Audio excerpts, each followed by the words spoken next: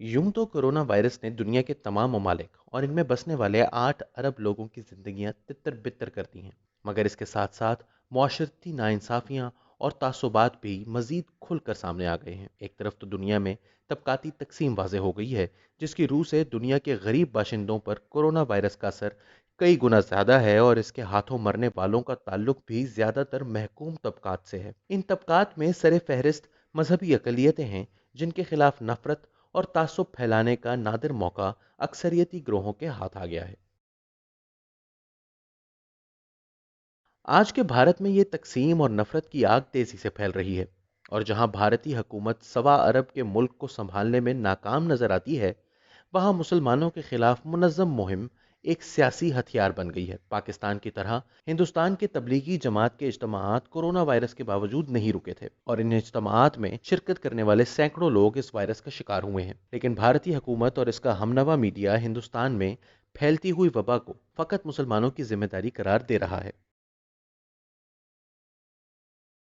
याद रहे कि इससे कबल पिछले एक साल में बीजेपी की इंतहा पसंद हुकूमत ने मुतअद्दिद ऐसे इकदाम उठाए हैं जो कि वाज़ेह तौर पर मुस्लिम कुश थे और जिनकी मजम्मत दुनिया भर में हुई, लेकिन हिंदुस्तानी वजीर आजम नरेंद्र मोदी और इनके साथियों के कानों पर जूं तक नहीं रेंगी। मुबसरीन का ख्याल था कि शायद बीजेपी के दिल्ली में शिकस्त के बाद और मुआशी चैलेंजेस की वजह से मुस्लिम दुश्मन मुहिम जोई की शिद्दत में कमी वाक़ होगी, लेकिन कोरोना वायरस की वजह से हिंदू इंतहा पसंदों को एक नादिर मौका मिल गया है, जिससे न सिर्फ वो अपने मजमूम एजेंडे की तकमील कर रहे हैं, बल्कि मोदी सरकार की फाश गलतियों और नाअहलियों से अवाम की तवज्जो भी हटा रहे हैं।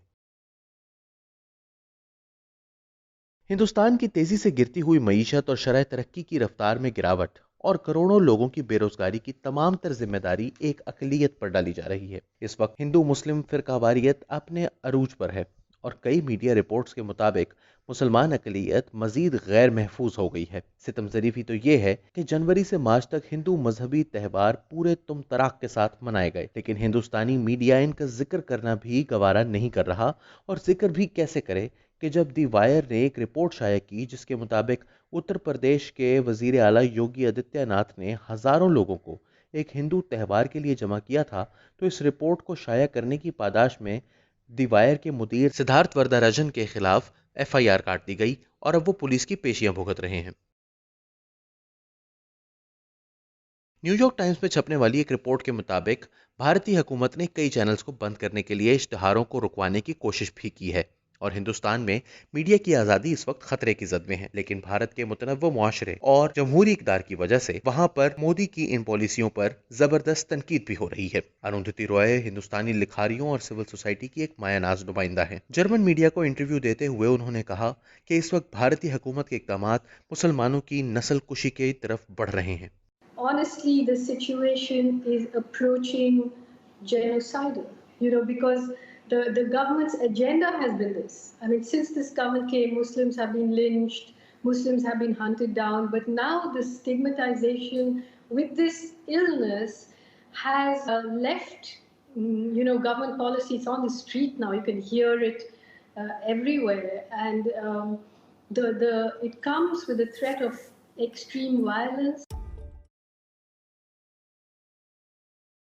न सिर्फ मुल्क के अंदर बल्कि हिंदुस्तान से बाहर भी मोदी सरकार को शदीद तनकीद का सामना करना पड़ रहा है। मारूफ इसराइली प्रोफेसर और मशहूर ज़माना किताब दी सेपियंस के मुसन्निफ युवाल नोआ हरारी के मुताबिक भारतीय समाज और सियासत एक गलत रुख की तरफ मुड़ गए हैं, और इसी डगर पर चलते रहे तो शायद वापसी का रास्ता मुमकिन ना हो। उन्होंने हाल ही में एक भारतीय चैनल से बात करते हुए कहा कि कोरोना वायरस भारत के लिए एक बहुत बड़ा चैलेंज है, क्योंकि भारत जर्मनी, अमेरिका या जापान की तरह एक अमीर मुल्क नहीं है।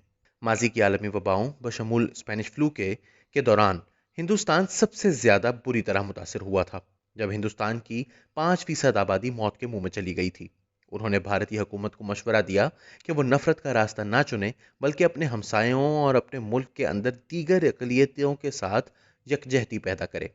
उन्होंने कहा कि मैंने ऐसी खबरें पढ़ी हैं कि भारत में इस वबा का इल्ज़ाम मुसलमान अकलियत पर धरा जा रहा है कि ये दहशतगर्दी का एक जरिया है और मुसलमान जानबूझकर भारत में कोरोना वायरस फैला रहे हैं। ये मुकम्मल नॉनसेंस है, اور انتہائی خطرناک بھی۔ آج ہمیں نفرت کی نہیں بلکہ محبت اور یکجہتی کی ضرورت ہے، اور میں امید کرتا ہوں کہ ہندوستانی عوام اپنی مذہبی رواداری کی روایات کو اس وقت میں یاد کریں گے اور اس مشکل صورتحال میں اپنے اندر کی نفرت اور لالچ کو شکست دے کر ماضی سے زیادہ طاقتور بن کر ابھریں گے۔